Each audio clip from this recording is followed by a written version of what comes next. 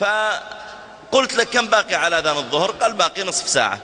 قلت طيب في مشوار ودي أذهب إليه، ظن أني بروح أسلم على قاضي ولا أمر مكتبة. قال إلى أين تريد أن تذهب؟ قلت أريد أني أذهب إلى مستشفى المجانين. تلك المدينة فيها مستشفى مشهور للمجانين، مشهور ربما على مستوى دول الخليج ولا يمكن العالم بعد. قال مستشفى المجانين ليش؟ تكشف على عقلك؟ قلت لا والله عقلي مضبوط إن شاء الله ما يحتاج أكشف عليه، لكن خلنا نشوف المجانين. قال يا شيخ هذا ما هو متحف تروح تتفرج على المجانين وتطلع، هذا مستشفى. قلت طيب يا أخي نذهب ونأخذ العبرة والعظة. الشاهد أننا توجهنا إلى هناك. لما وصلنا فإذا في مجموعة من رجال الأمن يعني واقفين عند الباب. قالوا ماذا تريد؟ قلت والله ودي أمر إليكم أشوف المرضى. قال يا أخي ممنوع، هذا في وقت زيارة ولا بد يكون لك قريب. قلت أين مدير المستشفى؟ قال مكتبه قريب. فمررنا على المدير، قلت له يا أخي أنا أمر وألقي محاضرات دائما وكذا، ودي أطلع على أحوالهم حتى أعطي موعظة للناس. اتفقت أنا وياه وفعلا دخلنا ومررنا بممر في هذا المستشفى، وإذا غرفة على اليسار مغلقة، وإذا في هذه الغرفة المغلقة إذا فيها رجل، الباب طبعا مغلق وفي فتحة يمكن شبر في شبرين، وإذا في هذه الغرفة رجل يأشر لنا إشارات غريبة.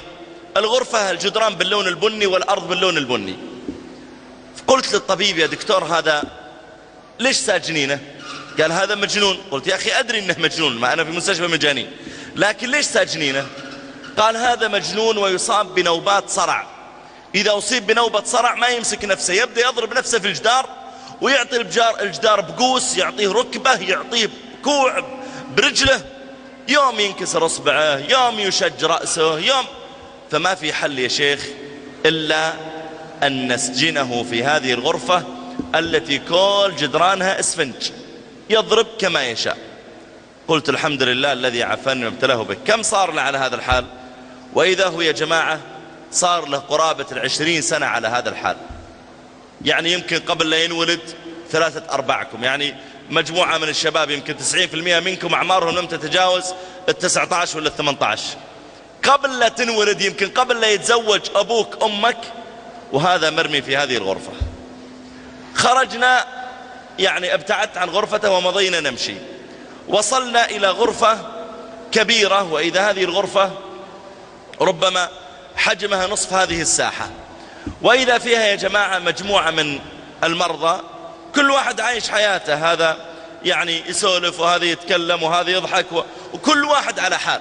وإذا من بينهم رجل يعني كان عاريا كما خلقه الله، والله يا جماعة حتى الذي يستر عورته المغلظة لا يوجد عليه. رجل جالس عمره يمكن 55 سنة، قد ابيض شعر شاربه ورأسه، وإذا هو عاري كما خلقه الله.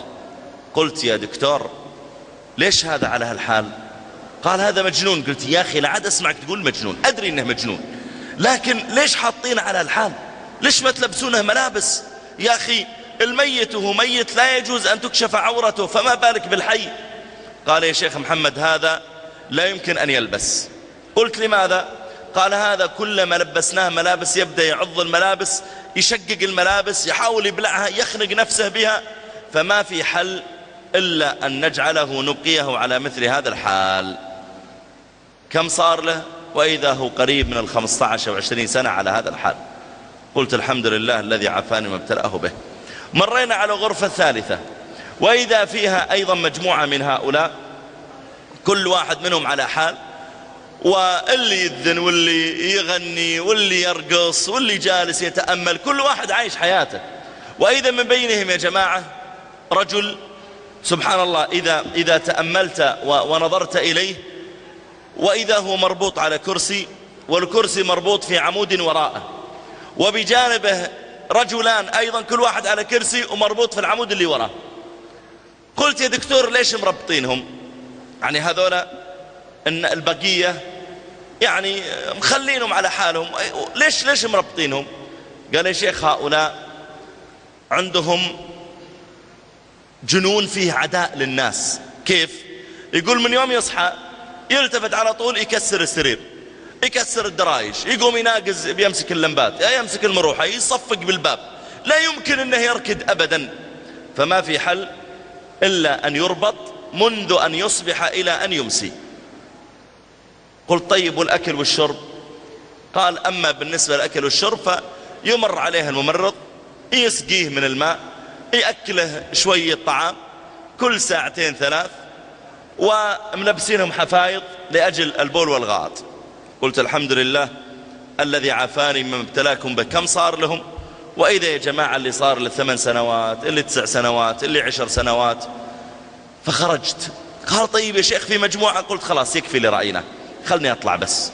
توجهنا إلى السيارة، فقال لي الدكتور، قال يا شيخ محمد ترى من بين هؤلاء الذين مررت بهم رجل من كبار التجار يملك ما لا يقل عن 200 أو 300 مليون، وعندنا في هذا المستشفى الآن من 3 سنوات، بل إننا لما طلبنا من أولاده أن يأخذوه ليسكن في بيته العامر، يعني عنده بيت وحوش بيت كبير، يقول فقالوا أولاده لا، وجوده عندكم أحسن له. قلنا يا عيالي أبوكم ما يحتاج مستشفى، أبوكم عنده مشكلة عقلية وليس عنده عداء ولا ضرب للناس، يبغى له ممرض ولا ممرضين، راتبه 1000 ريال، يجلس عنده بس يغير له حفايض، يأكله، يشربه، يعطيه الحبوب، ما يحتاج أبوكم بقاء في المستشفى، خله عندكم. يقول فألزمناهم أن يخرجوه، فذهبوا وجابوا واسطة كبيرة لأجل يقعد في المستشفى. يقول وأولاده الآن رافعين عليه قضية لأجل أن يوزعوا إرثه وهو لا يزال حيا. قلت سبحان الله العظيم، والله يا شباب من بين هؤلاء اللي رأيناهم ناس أقوى مني ومنك جسدا، وأغنى مني ومنك مالا، وأرفع مني ومنك حسبا ونسبا. رأيتنا واحد يا جماعة طبيب، والله إنه طبيب، وجاي كذا شافنا واقفين، فلما يبغى يمر بيننا، طبيب وفي مستشفى مجانين، فلما أراد يمر بيننا كذا ناظرنا من بعيد، بعدين قال بيب بيب كذا، وزي اللي معه دركسون بيب بيب بيب، ويجي ويفحط.